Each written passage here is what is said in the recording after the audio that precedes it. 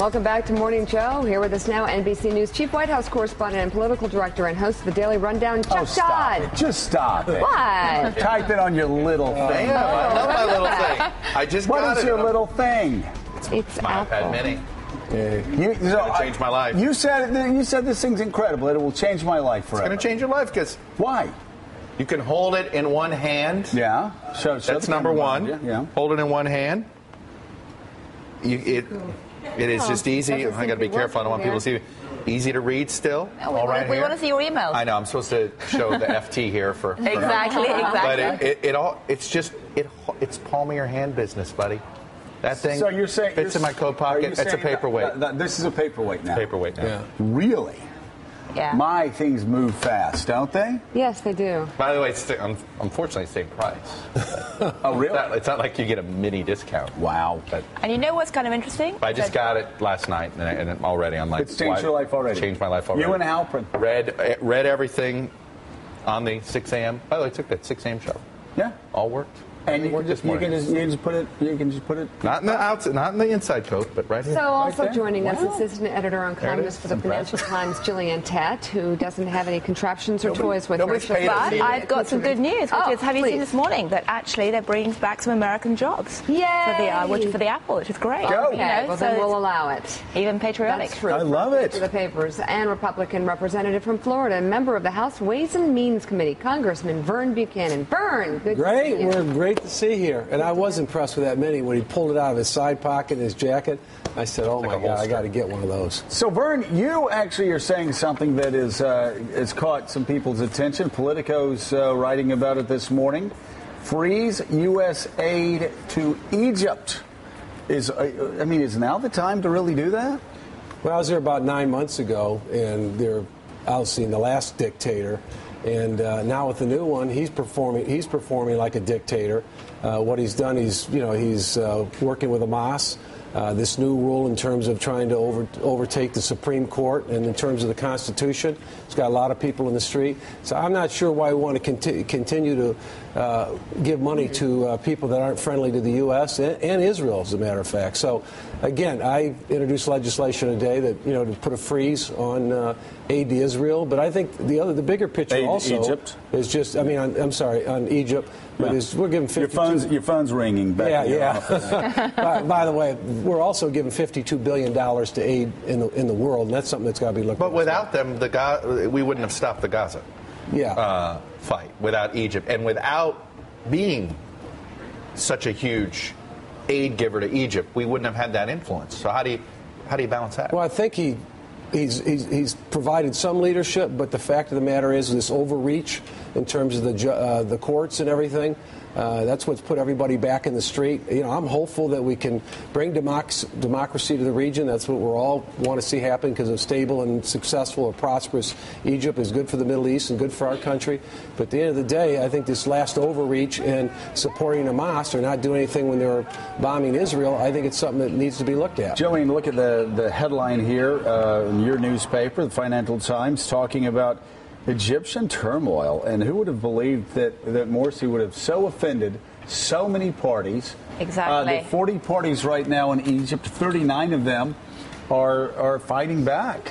He's put himself in a bad position very quickly. It's become clear that this so-called Arab Spring was anything but going to lead to a summer. Unfortunately, what you have right now is a lot of backsliding, a lot of behavior of the sort that people were revolting against with the original Arab Spring. And it's tragic, frankly, because the people who went out on Tahrir Square were very brave. They took tremendous risks. They were really saying, we want to get rid of this old way of doing things, this old order, and they're back to square one. The one good thing is that today's Egyptian electorate is much more aware of what's going on. Things like Twitter and Facebook can't be put back in the bottle. And you are seeing people starting to protest again. And frankly, that is encouraging. But they deserve a lot of support from the outside world, as Senator's saying, to just show that actually, there needs to be action. Change is so difficult. And I'll just say that we had a chance to meet with some of the protesters back then. They were so hopeful about a democracy and a constitution. And then I think that he's gone a little bit over the cliff right now in terms of, and that's another issue, but We'll get there. Bad metaphor. Bad metaphor. anyway, in terms of the overreach, and I think that's what, unfortunately, what's happened. I mean, I think he did have build up some goodwill, but with this last overreach, it's concerning to a lot of us. Well, it should be concerning to the Muslim Brotherhood. He is talking about damaging a brand. Absolutely. And it's so easy sitting here to forget about the personal risk, the huge personal risk that ordinary people took to actually make the original Egyptian revolution happen. And that's what makes it so tragic. Let's talk about the fiscal cliff, given the fact that we're about 3 minutes away from the latest jobs numbers, which we'll bring to you live as they happen. Chuck Todd, where do we stand? It looks like they're going to have one-on-one. My favorite thing about the jobs, what the Wall Street Journal called it, the least important jobs numbers in 5 years. But yes, because we don't have, there isn't that sense of like, well, is this one going to change the right. No, I do think it seems that everything that we all saw, I think the last couple of days, I think now the reporting is catching up. The media, I think there's been a little bit of this hype that, oh my God, we're going over the cliff, we're going over the cliff. When it was pretty clear, you could see, and Congressman, correct me if I'm wrong, there wasn't the stomach in the Republican conference to somehow not touch the middle class tax, not touch this middle class tax bill. That worst case scenario they could come up with, and I think Kimberly Strassel even wrote an op-ed about how the Republicans could actually say, hey, he won't deal with us, fine, we'll give him the middle class tax rates, and that's it. But you could see this, we weren't going over the cliff. Yeah. And I think now it's a debate: is it be a small deal like the one we just described, or is it going to be the big? What do you think about Boehner and the president both agreeing to get together one-on-one? It's about time, right? But meaning like this was, you needed the 2 weeks, I think. After, you hate to say it, you had to kill some time. You had to let the posturing happen. It's what Washington feeds on. Fair enough. That's just what they do. Does this mean that John Boehner has the confidence of the Republican caucus that he can go in to a negotiating room with the president and not worry about getting, having to pull 12 knives out of his back after he comes back with a proposal? Well, I think the whole thing of political posturing is a big issue, but I can tell you, in talking with him and others, there hasn't been much done the last 3 weeks. I mean, people want to think it's behind the scenes, but there hasn't been much done. I'm glad they have the phone call.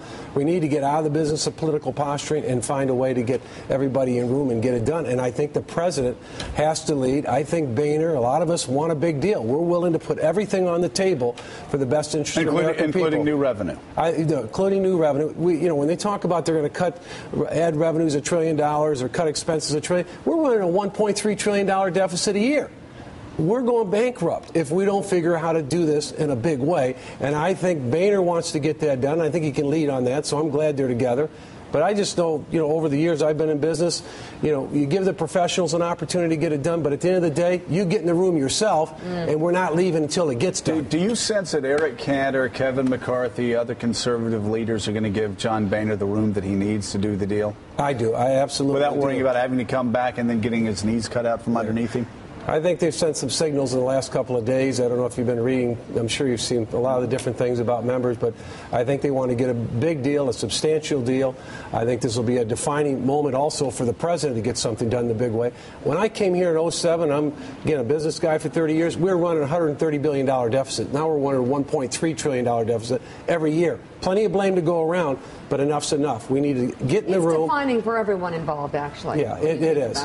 The Republicans, Speaker Boehner, as well as the president and the administration. I mean, everyone fails if this fails. But you got to deal with revenues. You got to deal with entitlements, Joe. Yeah. You can't get there without dealing with entitlements. Doing that. I mean, it's demographics. But the crucial issue is: are they going to go for a small deal or a big deal? Because it will be so tempting to try and get another band-aid solution. I've heard that the jobs number. It's out. November jobs number. Let's go to CNBC's Brian Sullivan for the latest. Brian, what are they? Hi, they're better than expected. Thank you very much. 146,000 jobs created in November. Wow. The expectation was for 85,000 jobs to be created, guys, and the unemployment rate drops to 7.7%. There was a lot of concern around this number, not only because the election, maybe firms kind of sitting on their hands, but also Superstorm Sandy. Still, guys, the number much better than expected. Futures, which were down right before the numbers hit, turned around. They are now higher fractionally. So a big turn for stock futures and a better than expected jobs number for November. I can dig in a little bit more once I get to the BLS's website. But those are your headline numbers. Better than expected. Jillian, better than expected. Absolutely. Maybe not so particularly given least Hurricane important. Sandy. I mean, a lot of people were braced for blaming Hurricane Sandy again, but that's pretty encouraging. I had two economists, I've talked to both a liberal and a conservative, who both said it was going to be somewhere between 80 and 100,000 jobs. Sandy was worth 80 negatively, 80 to 100,000 jobs. So you wonder, you take 146 and add 80. Let's just add the low. I think this could have been a 200 plus number. And you know, it's interesting because it ties in with some recent consumer data we've been seeing, which actually, you know, it's not great, it's not buoyant, but it's not bad. And you look at the fact what American households have been doing recently with their debt and the degree of debt they've been repaying, so-called deleveraging, and you add it together and you can see, well, actually, you know, it's not booming, but it's not And the only thing I would add is if we don't embrace Washington, everybody else, economic growth, we're all in trouble because we can't begin to solve these problems. We've got to get back to 4 or 5% economic growth and have policies that help do that for small, medium-sized businesses. Ryan, the overall trends over the past several months have been fairly encouraging, right, if you don't own Apple stock? Yeah, the trends, with the exception of that, I guess. Well, if you've owned it for a number of years, you've still done very well, Joe. Going through the numbers here a little bit more, looking at the long-term unemployed, little change, that remains about the same. We're seeing people, again, if you've got a 4-year college degree and you're above 25 years old, because that's key and that's where they cut it off, you're pretty much fully employed. The unemployment rate there is still below 4%, which is technically full employment, according to economists. We are seeing average hourly earnings and weekly wages tick up a bit, too, which is good. We talk about how median incomes haven't really done much over the last decade or so. Not a big jump, but a little jump and a jump nonetheless, which is what we want to see. We want to see, you know, as the labor force constricts, as employers are forced to be a little more sort of aggressive in their hiring, they're going to have to offer higher wages to get the people they need as employees finally have a little more bargaining power when the job markets get better. So we're seeing average hourly earnings tick up 0.2% as well. Like I said, futures turned around, all around a much better than expected jobs number. Fantastic. All right. That's incredible. All right. Thank you. Ryan Sullivan, thank you. Christmas, all that stuff. I'll tell you what. You know, get the fiscal deal done, and you know, the economy. We're going to get it. We're going to get it done. Well, let's start talking about has arrived. 2016 then. Well, there we go. Yeah, a new PPP poll. So how do you do? Marco Rubio ahead, and you get to run a nice economy, right? So then what do you do? It's like peace and prosperity. Maybe here we go. So peace Maybe breaks out. the president's policies aren't so bad for this country. Well, let's not jump off that cliff. Yeah, really quickly, Jim DeMint, man, that's one of those things you get that, I mean, you're like, it's a shock because he's one of the more influential Republicans in Washington. But that's what's amazing. He made the correct calculation. How can I become more influential? I'm going to leave the United States Senate, and he's right. He's becoming, as one conservative said to me, he's now the CEO of the conservative movement. And I thought that is as good of a description as any. And I tell you, it's going to take heritage. You know, so short term, I think the Republican leadership in the House and Senate, they're secretly like, good. Long term, I think there's a chance that Jim DeMint takes sort of, think about this. Dick Armey was able to create a power center, and this wasn't sort of this large, he had sort of been pushed out of Washington, if you will. Club for Growth is a power center. Well, imagine now Jim DeMint is able to become this unifying force, and Heritage isn't just the ideas factory for the conservative movement, but then becomes a campaign factory as well. Right. And all the money gravitates there. He could become, you know, a much more powerful force in the conservative movement and more than just a thorn in the side of the establishment. Friend, what do you think? I think we're all pretty shocked. I mean, because he's had such a big footprint in terms of the conservative movement. But you're right, Chuck. I mean, he could have maybe even a bigger impact outside. But I think we're all trying to digest what all that means right now. Congressman Vern Buchanan, good to have you back on the show. Thank you, Vern. Thank you. Great to see you. Chuck, you're on the Daily Rundown. You have it all lined up for us? I do. We're doing this New York show. Got the first. We'll have Alan Kruger, of course, the chief economist there from the White House. Center of the world. You know, that's exciting.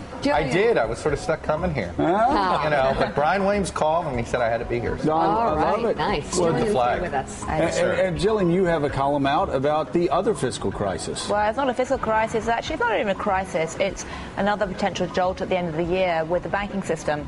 because back in the financial crisis, a whole bunch of supposedly temporary measures were introduced to help shore up the banking system.